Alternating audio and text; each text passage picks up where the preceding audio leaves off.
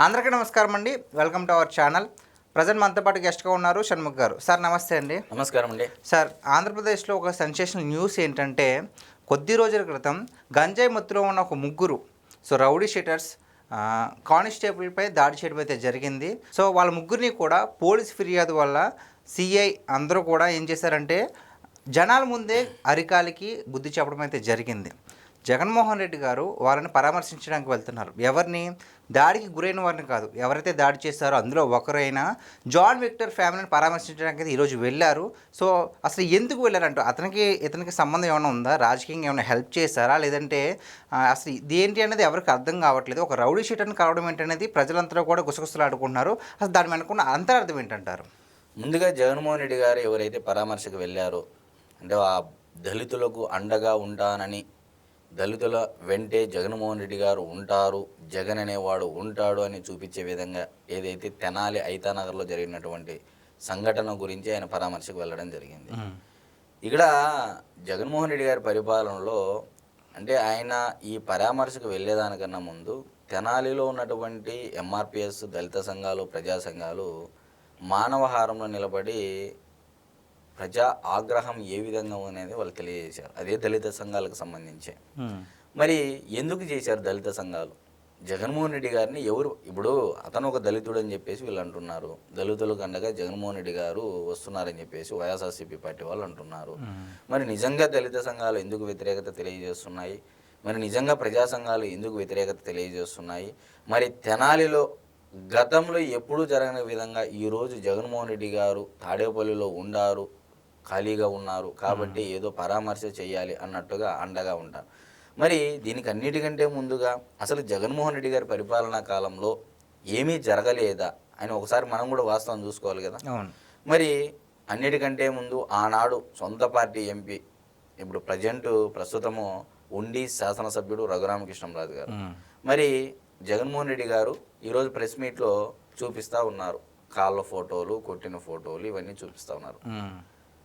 అంతవరకు బాగానే ఉంది. మరి ఆనాడు రఘురామకృష్ణంరాజు గారు బెయిల్ తీసుకొని వచ్చి కారులో పోతా ఉంటే మీడియాకు ఆయన కూడా కాళ్ళు ఎత్తి చూపించాట లేదా కారులో నుంచి? మరి ఆయనకు దెబ్బలు తగిలాయి లేదా?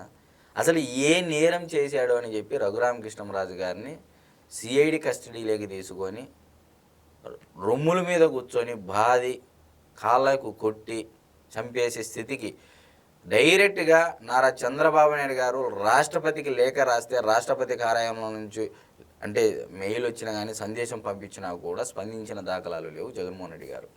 మరి సొంత పార్టీ ఎంపీనే అండి, ఎవరో కాదు. మరి ఆ రోజుల్లో మరి కేవలం అతను వాడినటువంటి ఒకే ఒక్క పదం, బొచ్చులో నాయకత్వం అన్న పదానికి వచ్చినటువంటి ఇది.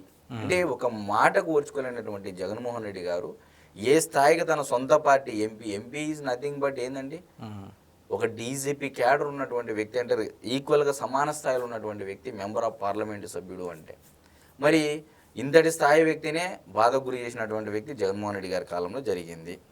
సరే, మరి మిగతా దళితులకి ఏమీ జరగలేదా జగన్మోహన్ రెడ్డి గారి కాలంలో అని అంటే, కర్రి శ్రీకాంత్, నడిపల్లి రాము, సుబ్రహ్మణ్యం, డాక్టర్ సుధాకర్, బాలరాజు, గిరీష్, శ్యామ్, కిరణ్ కుమార్, జడ్జి రామకృష్ణ గారు, ఓం ప్రతాప్, స్నేహలత, రమ్య, దుగ్గిరాల కరుణాకర్, దొంతు మహేంద్ర, కోడికత్తి శ్రీను అలియా జనుపల్లి శ్రీను. యాక్చువల్గా ఆయన పేరు కోడికత్తి శ్రీనుగా పెట్టారు, జనుపల్లి శ్రీను.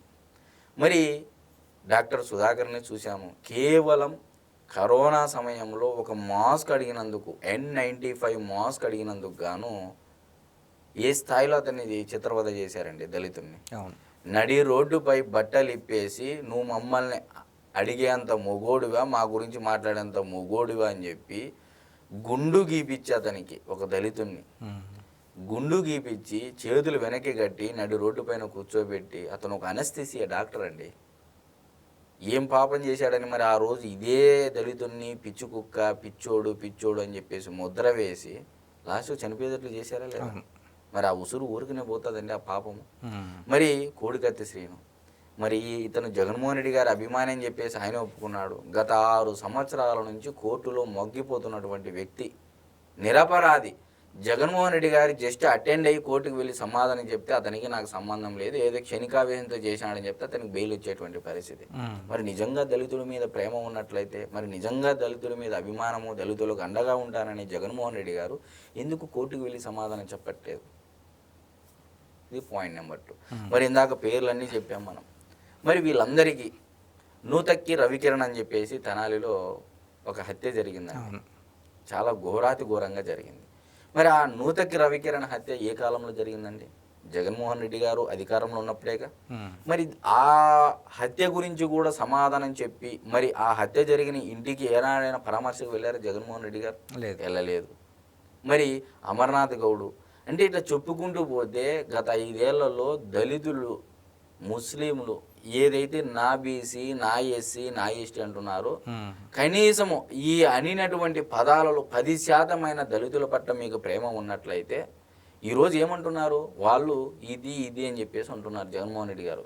అలాంటి కుటుంబాన్ని మానసికంగా వేధిస్తున్నారని చెప్పేసి అంటా ఉన్నారు. ఒక్కసారి మనము ఈ 3 వ్యక్తులు పోలీసులు ఏదైతే బహిరంగ శిక్ష వేశారో, పనిష్మెంట్, వేము నవీన్ @కిల్లర్, ఇతని మీద ఉన్నటువంటి కిల్లర్ అంటే మామూలుగా ఇతని మీద ఉన్నటువంటి కేసుల దృష్ట్యా చెప్తా ఉన్నారండి. తెనాలి 2 టౌన్ పోలీస్ స్టేషన్లో రౌడీ షీట్ నెంబర్ 205. మరి చురుకైన రౌడీగా పోలీసులు అభివర్ణించారండి ఇతనికి. ఏ కేసులు ఇతను ఉన్నాడు అంటే నెంబర్ 35 2018లో ఐపీసీ సెక్షన్ 392 కింద అమర్తలూరు పోలీస్ స్టేషన్లో ఇతని మీద కేసు నమోదైందండి. అయితే దాని మీద విముక్తి కలిగింది. మరి అదేవిధంగా కేసు నెంబర్ వచ్చేసి 34 అండి, 2019 ఇయర్. ఐపీసీ సెక్షన్ 341, 384, 324, 34 ఐపీసీ కింద తెనాలి 2 టౌన్ పోలీస్ స్టేషన్లో కూడా కేసు పెట్టడం జరిగింది. అది కూడా విముక్తి కలగడం జరిగింది.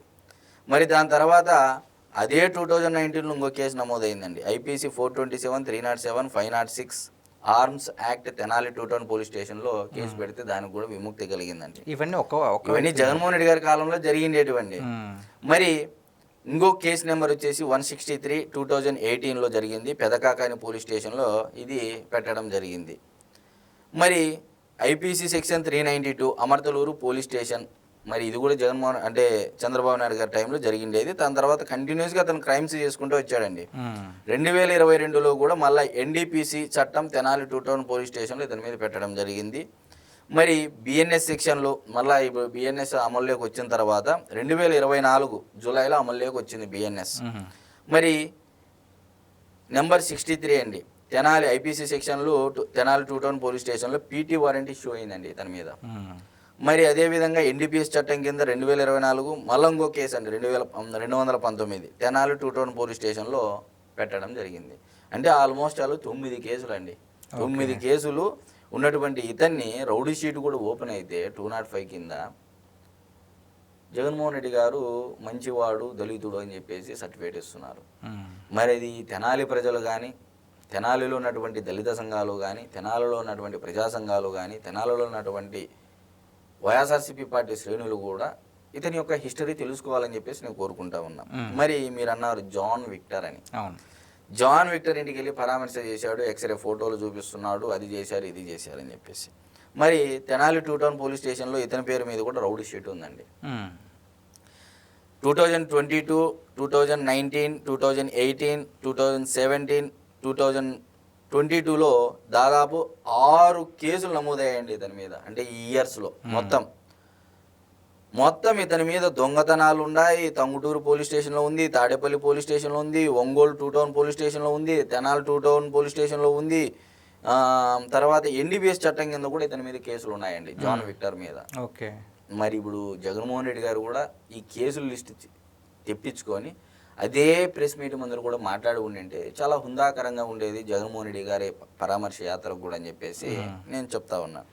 మరి డోమర్ రాకేష్ తెనాలి 2 టౌన్ పోలీస్ స్టేషన్లో రౌడీ షీట్ ఉందండి.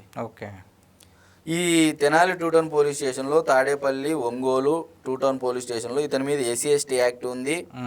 ఇతని మీద దాదాపు 7 కేసులు ఉన్నాయండి, 7 నుంచి 8 కేసులు ఉన్నాయి.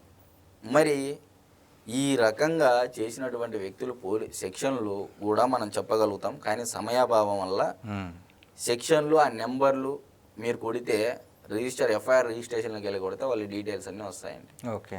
మరి ఇన్ని ఒక కేసు 2 కేసులు అంటే ఇప్పుడు గత 5 ఏళ్లలో ఎస్సీ ఎస్టీ చట్టం పెట్టారు అంటే ఉద్దేశపూర్వకంగా పెట్టారు అనేది అందరికీ తెలుసు. ఓకే, ఎస్సీ ఎస్టీ యాక్ట్ పెట్టారంటే ఏదన్నా ఉన్నా లేకపోయినా ఈ మధ్యకాలంలో ఎస్సీ ఎస్టీ చట్టం దుర్వినియోగమైనట్టు ఏ చట్టము దుర్వినియోగం కాలేదు. మరి సరే, ఎస్సీ ఎస్టీ యాక్ట్ పక్కకి తీసేసిన మిగిలిన 7 కేసులు ఉన్నాయి కదండి.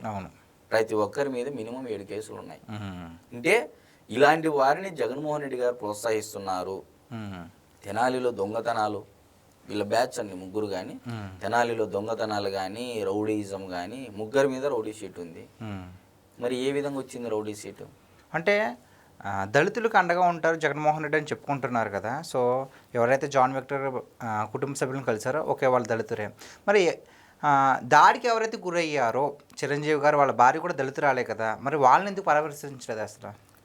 ఇప్పుడు బీసీ అతనండి, కానిస్టేబుల్ కూడా బీసీ అతను, ఆయన భార్య ఎస్సీ అండి. మరి వారిని ఎందుకు పరామర్శించలేదు? కానిస్టేబుల్ ఒక పోలీసు అంటే పనిష్ ఇవ్వాల్సినటువంటి వ్యవస్థలో ఉండి అతని మీదకే వీళ్ళు రౌడీ, అంటే జగన్మోహన్ రెడ్డి గారు ఆనాడు ఎస్ఐని కొట్టారు పులివెందుల నియోజకవర్గంలో కాబట్టి అదే తరహాలో యథా రాజా తదా ప్రజ అన్నట్టు వీళ్ళు కూడా కార్యకర్తలు కూడా పోలీసుల పైన రౌడీజం చేస్తే మేము జగన్మోహన్ రెడ్డి గారికి అభిమానం అని చెప్పుకుంటే అంటే జగన్మోహన్ రెడ్డి గారి దృష్టిలో పడడానిక అంటే ఎలాంటి మెసేజ్ ఇస్తూ ఉన్నారు సమాజానికి, సభ్య సమాజానికి ఏం మెసేజ్ ఇస్తూ ఉన్నారు? మరి దాదాపు 7 నుంచి 8 కేసులు అన్నీ పీటీ వారి, ఒక అతని మీద పీటీ వారెంట్లు ఉన్నాయి, ఒక అతని మీద ఎస్సీ ఎస్టీ యాక్టులు ఉన్నాయి, దొంగతనాల కేసులు, దోపిడీల కేసులు, సెక్షన్లు చదివి వినిపిస్తానండి. అదేం కాదు, ఆ పేరు కొట్టి ఎఫ్ఐఆర్ రిజిస్ట్రేషన్లు ఏపీ రిజిస్ట్రేషన్కి వెళ్తే హోంశాఖకి సంబంధించి అన్ని లిస్ట్ వస్తుంది. మరి ఎందుకు జగన్మోహన్ రెడ్డి గారు ఇవి కూడా చెప్పాలి కదా ప్రజలకి? నిజంగా దళితులకు అండగా ఉంటారంటే ఈ దళితుడు ఈ విధంగా చేశాడు, ఈ దళితుడు ఈ విధంగా చేశాడు, మరి ఇప్పుడు ఇది చట్టం అందరికి ఒకటే కదా అంటారు కదండి. చట్టం ముందు ఎస్సీలో రకంగా మామూలుగా రూల్ ఆఫ్ లా ఏం చెప్తుందంటే ఈక్వాలిటీ ఆఫ్ లా, అంటే equality of rule of Lalo 3 clauses ఉంటాయండి. అసలు లా ఏం చెప్తుంది, ఈక్వాలిటీ ఆఫ్ లా ఏం చెప్తుంది, అసలు దాన్ని ఎవరి ద్వారా ఇంప్లిమెంట్ చేస్తుంది బై లా అనేది, ఈ 3 పార్ట్స్ ఉంటాయి మేజర్గా రూల్ ఆఫ్ లాలో. మరి ఈక్వాలిటీ ఆఫ్ లా అంటే ఏంది దాని అర్థము? చట్టం అందరికీ ఒక్కటే, చుట్టము కాదు. ఎస్సీలకు ఓ రకంగా, ఎస్టీలకు ఓ రకంగా, లేకపోతే ఓసీలకు ఓ రకంగా, ఓబీసీలకు ఓ రకంగా, ఈబీసీ వాళ్ళకి ఓ రకంగా, లేకపోతే బీసీలలో వివిధ వర్గాల వరకు ఒక రకంగా, ఇలా ఉండదండి. అందరికి ఒకటే రకంగానే చట్టం రూపొందించబడింది. దానిని ఈక్వాలిటీ ఆఫ్ లా అంటారు. మరి ఫండమెంటల్ రైట్స్ ఉన్నాయి. మరి నిజంగా జగన్మోహన్ రెడ్డి గారు ఎవరైతే దళితులు ఉన్నారో వాళ్ళకి అండగా ఉండాలనుకుంటే మీరు ఏ విధంగా వాళ్ళకి నిజంగా అండగా ఉండింటే గత 5 ఏళ్లలో వాళ్ళు ఈ విధంగా కేసులు పెట్టించుకునే వాళ్ళ 2019లో కూడా ఉన్నాయండి. అంటే జగన్మోహన్ రెడ్డి గారు అధికారంలోకి వచ్చిన తర్వాత కూడా కేసులు ఉన్నాయి వాళ్ళ మీద.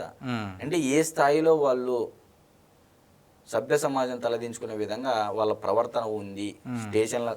స్టేషన్లలో పెట్టినటువంటి సెక్షన్లతో మనం చెప్పొచ్చండి. సో నేను చెప్పేది ఏంటంటే జగన్మోహన్ రెడ్డి గారు మరొకసారి అబాసు పాలయ్యారనేది ఖచ్చితంగా చెప్పాలి. జగన్మోహన్ రెడ్డి గారు అంటే ఏదైనా ఉపయోగం లేకుండా ఏం చేయరు కదండి. అంటే ఏదన్నా శవరాజకీయాలు చేయడం కూడా పరామర్శలకు వెళ్తారు. మరి ఈ పరామర్శ వల్ల మరి ఏం లబ్ధి కోసం వెళ్ళారంటారు? అసలు ఏం ప్లాన్ ఉంటారు? ఇప్పుడు నా బీసీ, నా ఎస్సీ, నా ఎస్టీ అంటున్నారు. బీసీలు చనిపోయినా పరామర్శకు వెళ్ళలేదు గత 5 ఏళ్లలో, ఎస్సీలు చనిపోయినా పరామర్శకు వెళ్ళలేదు, ఎస్టీలు చనిపోయినా పరామర్శకు వెళ్ళలేదు. దాదాపు 2300 హత్యలు జరిగాయండి గత 5 ఏళ్లలో బీసీ, ఎస్సీ, ఎస్టీ, మైనార్టీల్లో. మరి ఏ ఒక్క ఇంటికైనా పరామర్శకు వెళ్ళాడా? అంటే కేవలం ఏ రాజకీయ పార్టీలు వచ్చినా సరే బీసీలు, ఎస్సీలు, ఎస్టీలే బలి కావాల్సిందేదని జగన్మోహన్ రెడ్డి గారు చెప్పకనే చెప్తున్నారు. మేము మాత్రమే అధికారంలో ఉంటాము, బీసీలు, ఎస్సీలు, ఎస్టీలు మా కోసం చనిపోవాలి, లేకపోతే కేసులు పెట్టించుకోవాలి, కొట్టించుకోవాలి, ధన ప్రాణ మానాలకు సైతం త్యాగం చేయాలి మా కోసం అని చెప్పి చెప్పకనే చెప్తున్నారనేది నాకు ఖచ్చితంగా చెప్పవచ్చు. థ్యాంక్స్ అండి. నమస్తే.